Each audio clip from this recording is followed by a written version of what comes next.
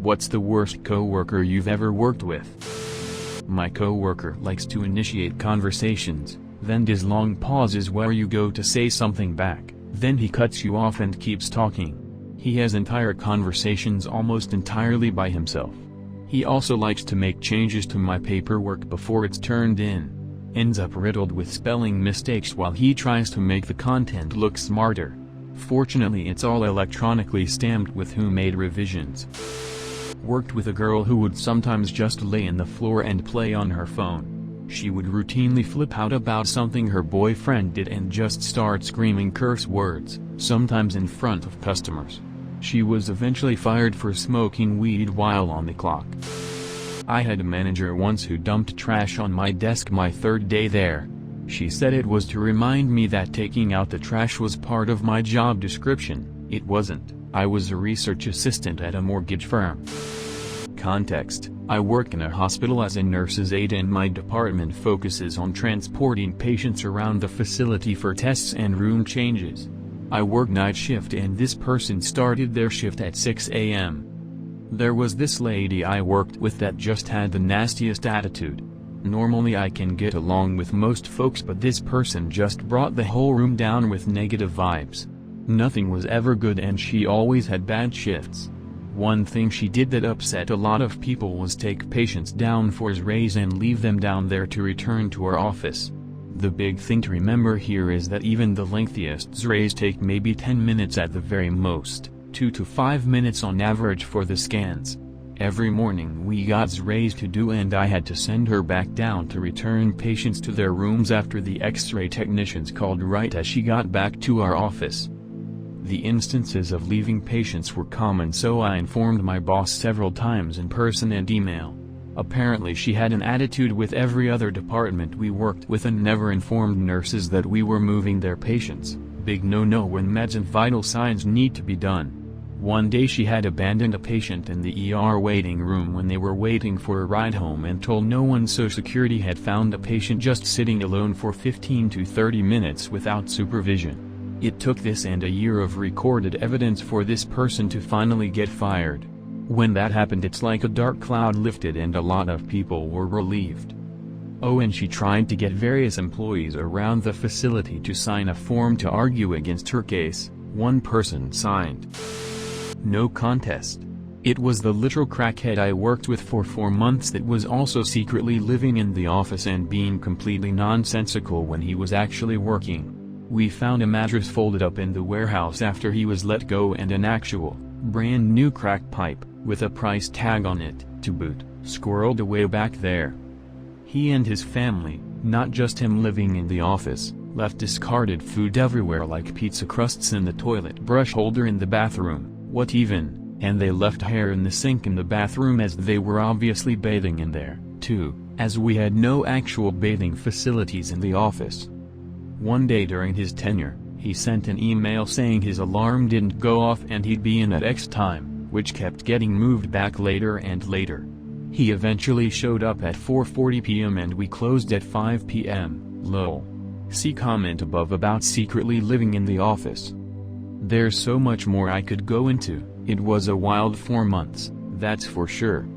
Edit: this blew up in a way I did not anticipate and I've gotten a few responses that I'm making this up. But let me tell you, I really wish that I were.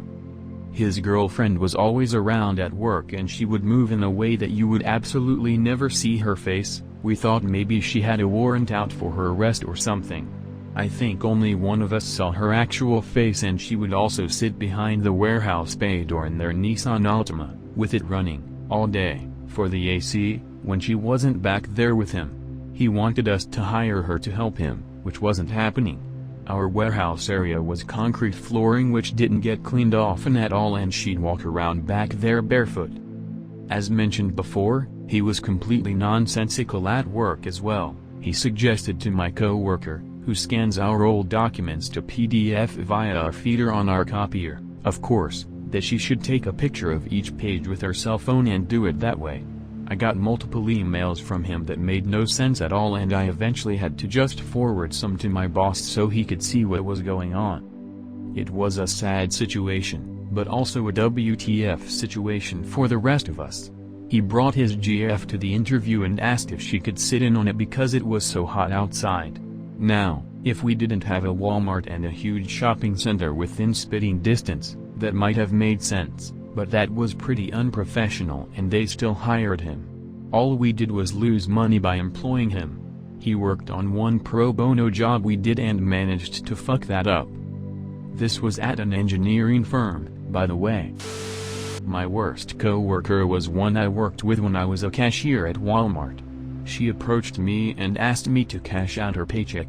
I was still new at the job and never got training on how to do that function. She was sympathetic, so she walked me through how to do it.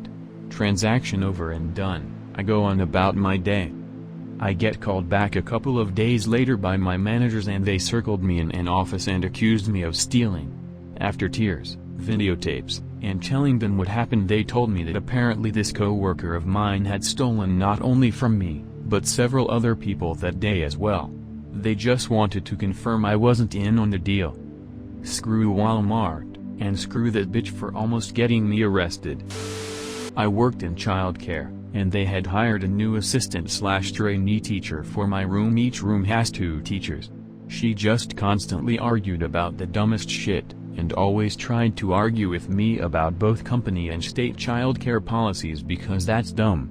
Also was late every day her first week there. It all just started adding up until I was changing diapers and she was holding a 2-year-old child on her lap. I see a child biting another child and say you need to go help them, as I have a child in the middle of a very explosive poopy diaper change up on the changing table and can't leave him there obviously. She doesn't get up. I repeat it, and she says, well, I have this kid on my lap, so I say take him off your lap. She responds, he's strong, like this grown-ass adult is unable to move a 2-year-old off her lap because of some weird super strength. Then the child bites the other child again, and at that point I'm mad and tell her to get up and help them now. She then proceeds to say, so what, I have to watch these 4 kids while you just have one up on the table? Like I'm somehow supposed to have multiple children on the table at once to make her job of sitting on the floor making sure kids don't get bit twice in a row easier, and our ratios were 4-to-1 anyways. I finished my diaper change, stuck my head out the door to my supervisor and told her get this lady out of my room, and they did after and wrote her up after reviewing the footage of the incident. She was fired for no call no showing the next week. I've worked with a lot of idiots in childcare, but she was so shitty in such a short amount of time. Hired a cook on a good recommendation. He was just fine the first 2 weeks. Then I noticed food going missing. Then supplies started going missing. Then a customer told me that he had been adding auto 30% tips his food purchases. When I looked at the books, I saw that he had been adding 30% tips to all the credit card sales. And the cash rings were off from what should have been sold. I fired him that day. The next day he came in and apologized. Said he was on drugs and was going to rehab. I wished him well. Then next day he tried to break in after close and was caught. Idiot.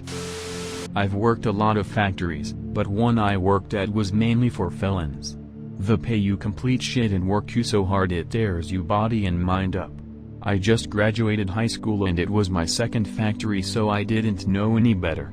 One guy I work with, we nicknamed Big Matt since we already had another Matt. Well, Big Matt was a big fan of crystal and steroids, so the dude was absolutely jacked, but this 35-year still lived with his mom. He said it had to do with him being a kid and walking in her being raped, and ever since then he never wanted to leave her alone. At the time I thought, wow, that would explain the substance abuse, he just wants to be strong to protect her. Well, I was a fucking idiot.